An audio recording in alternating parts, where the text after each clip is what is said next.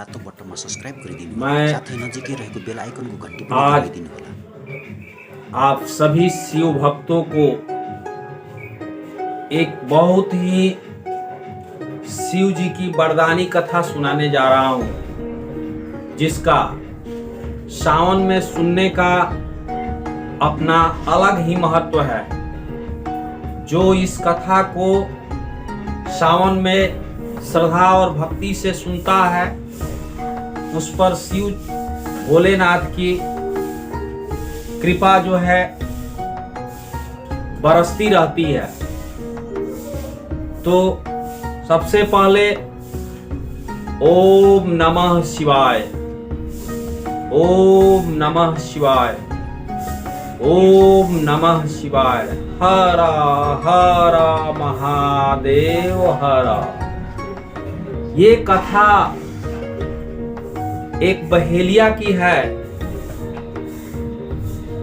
जिसको शिव जी ने अमोघ वरदान दिया है पूरे पृथ्वी काल तक रहने का। तो ये कथा इस प्रकार है। बहेलिया के परिवार में एक पत्नी और उसके 2 बच्चे थे। पत्नी और बच्चे कई दिनों से भूख से तड़प रहे थे। उसको कई दिनों से शिकार मिला नहीं था। तो बहेलिया ने सोचा कि उसके गांव के बगल में एक बागीचा था और बागीचा के बीच में वो छिप करके आने वाले जानवरों का शिकार करना चाहता था, जो किसी तरह से उसके परिवार का भरण पोषण हो जाए। तो वो बहेलिया गया। संजोगवश जिस पेड़ के ऊपर वो बैठा था वो बेल का पौधा था। पूरा घना टाइप का बेलपत्र था और नीचे भगवान शिव का लिंग भी था। तो उसको शिव का लिंग से क्या मतलब था, वो फेरे में था कि कब जो है इधर से हिरन या कोई जो है कोई जंगली जानवर आए और मैं उसका शिकार करूं। हमेशा वो तत्पर था इसी बात में। लेकिन पूरा शाम बीत गया, शिकार नहीं आया। फेरे में पड़ गया कि मैं क्या खिलाऊंगा अपने बाल बच्चों को, क्या पत्नी को खिलाऊंगा और क्या मैं खाऊंगा। इसी सोच में रात बीतती चली गई। वो नहीं निकलता है वहां से। कहा कि जब तक शिकार नहीं आएगा मैं यहाँ से हिलूंगा नहीं, क्योंकि मैं इस तरह से बिना लिए जाऊंगा तो क्या खिलाऊंगा।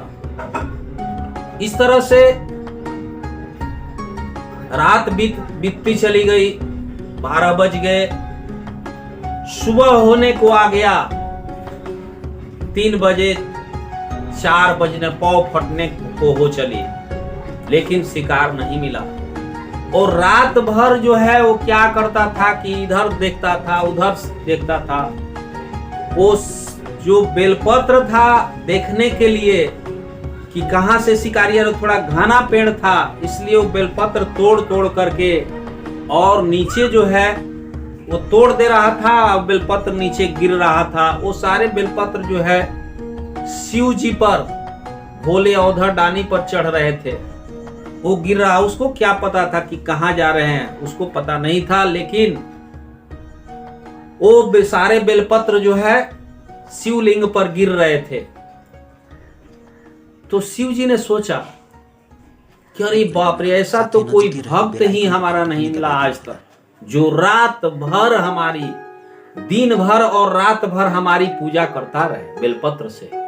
ऐसे अनोखे भक्त से यही कहते हैं कि भोलेनाथ ऑर्डर दानी होते हैं, जिसको देना चाहते हैं कुछ भी दे देते हैं। ऐसे ये दानी है। तो सोचे भोलानाथ कि अरे तो बहुत बड़ा हमारा भक्त है, ऐसा तो भक्त आज तक हमको मिला नहीं, जो दिन भर रात भर बिना खाए पिए जो है पूरा रात भर जो है ये बेलपत्र चढ़ाता रहा। तो शिव जी ने सोचा कि क्यों ना मैं ही हिरण बन जाऊं।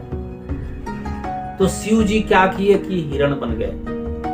सुबह हुई तो हिरण को जब आते जाते देखा वो शिकारी बहेलिया, तो इतना प्रसन्न हुआ, इतना खुश हुआ, कहा कि हमारी तो भगवान ने सुन ली। वो बाण चला दिया, शिव जी पर बाण चला दिया और हिरण जो है बेहोश होकर गिर पड़ा। वो जाता है हिरण के पास, बहेलिया पहुंचता है, शिव जी प्रकट हो जाते हैं, कहते हैं कि तुमने हमारी बहुत सेवा की, वर मांगो। बहेलिया बहुत असमंजस में पड़ जाता है, अरे ये क्या हो गया। वह भोलेनाथ के चरणों में गिर जाता है, कहता है कि हे प्रभु मैं क्या वर मांगू, आप तो अंतर्यामी हैं, मेरा परिवार तो कई दिनों से भूखा था, मैंने आप पर अनावश्यक जो है बाण चला दिया, शिकार जान करके, ये तो अक्षम्य अपराध हमसे हो गया। इस अपराध को पहले भोलानाथ क्षमा करें, उसके बाद आप हमको अपने शरण में ले लें, मेरे पूरे परिवार को शरण में ले ले, यही मैं अब से आपसे वर मांगता हूं। भोलेनाथ ने कहा कि जाओ, मैं तुम्हारे सारे पाप को धो देता हूं और तुमको शरण में लेता हूं, और जब तक जीवन रहेगा तब तक तुम जो है पृथ्वी पर जीवित रहोगे, तुम्हारा जस जीवित रहेगा, तुम्हारा नाम जीवित रहेगा।